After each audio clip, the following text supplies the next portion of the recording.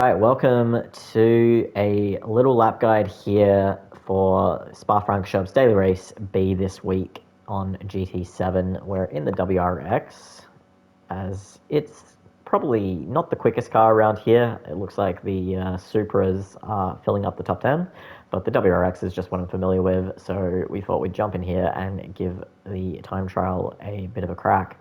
So we're going to start us off here. We'll run in bumper view, just so you can get the full-on experience. Now, we're going to be looking to break it around the 100-meter board, and now, personally, I like to bring it down all the way to first gear for the rotation.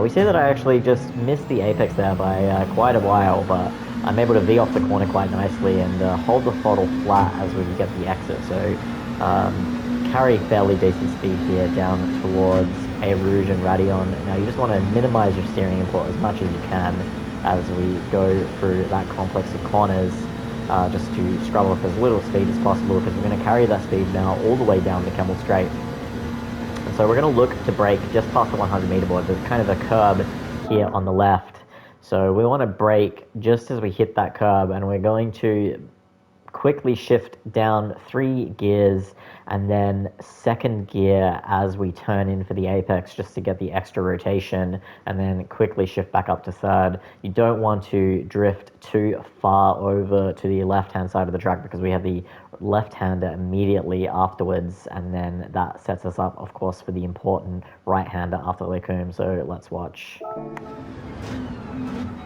So down into second, back up into third. Little lift off the throttle there, get the car over to the left-hand side of the track, turn in, right-hander, up into fourth gear, accelerate down. Now, this is a very tricky corner. Now, you want to brake around about where that curb is starting. We are on the hard tires here, so you have to take that into account. And now, this is a corner which I'm not particularly good at, and this is where I tend to actually lose a lot of time against my peers. And so what we're going to do is we're going to drop down to second gear. Probably in some cars you might be dropping down to third, in others maybe even first gear, and then just try and keep a tight line as we get around the corner, and then get on the throttle as early as we can without losing the rear end.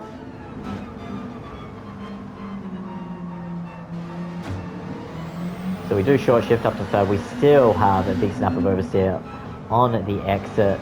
Now we take the left-hander there, third gear, out of the corner, fourth gear, up into fifth, and now looking to brake just past the 50-meter board. We're going to drop down to fourth and then kind of just trail brake in and then ease back onto the throttle. You don't want to put in too much steering angle there for Cahoon, otherwise you'll just scrub off speed. And now looking to brake at about the 50-meter board there, maybe a little bit earlier. Hold it tight for this corner because we've got the left-hander coming up. Again, we just missed the apex there slightly. I have a short shift up into fourth, and now third gear here. You can maybe drop down to second, but you want to get a nice run out of here, and now just slightly lift off. I don't quite hook it up there as well as I can do in other laps. Actually, as a matter of fact, in most of my other laps that I've done, we're about a tenth or two up on my ghost of this lap. But you're going to see here as we come up to Blanchimont, flat out, just try and minimize any scrubbing off the speed as we go through there. And now we're going to brake here at the 150-meter board, or just past it, actually, you can see. And now the bus stop is just such an important corner. This is where I think on this lap I pretty much nail it perfectly, as I'm constantly losing 2 tenths to myself. Even as much as 3 tenths, actually, because I'm usually coming into here about a tenth and a half up, and I'll then end up 2 or 3 tenths down on my lap. So we'll watch what we're going to do here. We're going to shift all the way down to second gear and then first gear as we turn in for the apex, and we're going to try and climb over the curb as much as possible, and that's going to set us up nicely for the left-hander afterwards. So down to third, down to second, down to first. We get on the curb, a little bit of gear control there, onto the curb, nicely accelerate out in second gear, third gear, and we cross over the line of a 217.366. So let's just focus here on this bus stop corner again. We'll come onto the chase cam and then I can talk about it a little bit better. So you can actually see we're just getting onto the brakes there. It's actually at about 125. I didn't actually realize that I broke that late.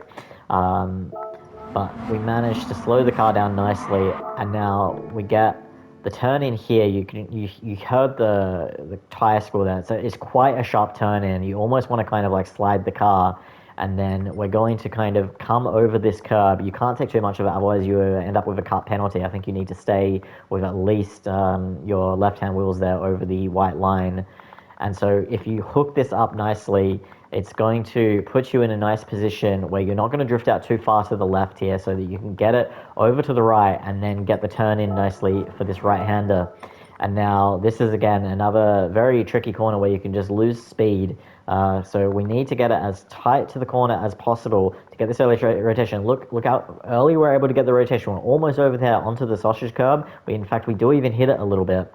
And so that gets the car around nicely.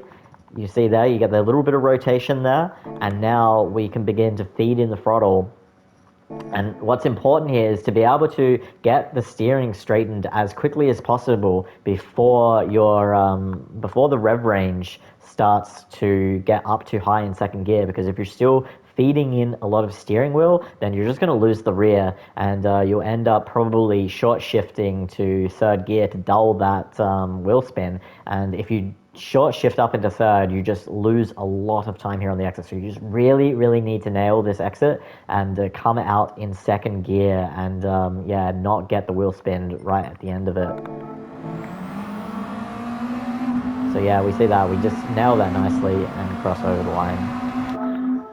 So hopefully that was helpful for any of you who decide to run the WRX for this time trial. And at the moment, we're sitting at about 6th place in the top 10. Obviously, we'll fall out of the top 10, probably even by tomorrow.